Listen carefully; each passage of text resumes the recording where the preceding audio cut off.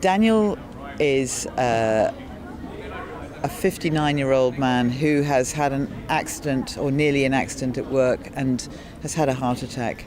And he's very keen to go back to work, but his doctors say he can't.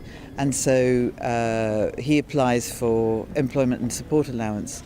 And however, the form he has to fill in says he's fine, he can go back to work. So he's stuck in this limbo between job seekers allowance and employment and support allowance, and thereby hangs a lot of tales, because there are a lot of people in this situation who aren't one thing or the other. And so he's a fighter. He wants to, get through the system and get his allowance and get back to work. So that's the beginning. And he meets a young woman who, with her young children, has been rehoused in Newcastle, and he helps her out, and they sort of join forces, fighting various parts of the system.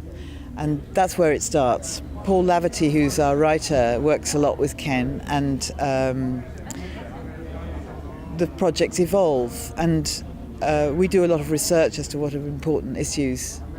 And it seemed important to do something about the benefit system and the sanction system that is in play at the moment.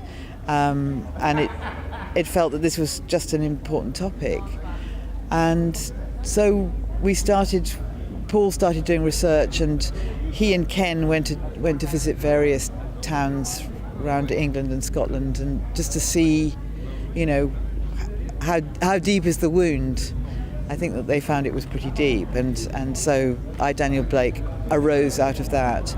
I've been working with Ken and Paul for many, many years, and so projects are sort of an evolution, one comes after another. You could make documentaries about what we research into, but somehow making a drama makes it more powerful, makes it more accessible to a wider audience, and that's why we've stuck with it. Also, you can probably tell sort of more serious truths through drama than if you're talking about real people that things have happened to. You've got all sorts of things preventing you from telling somebody's personal story.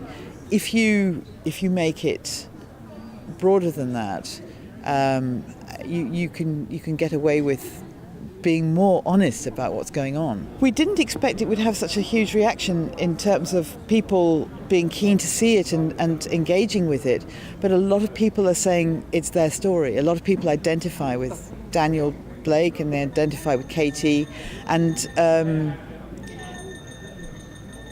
they feel they have a sort of sympathy or an empathy. If it's not them, they know somebody who it refers to. So I think that's the appeal of the film. It hits people in the heart, and they recognise that this is a real issue in Britain at the moment.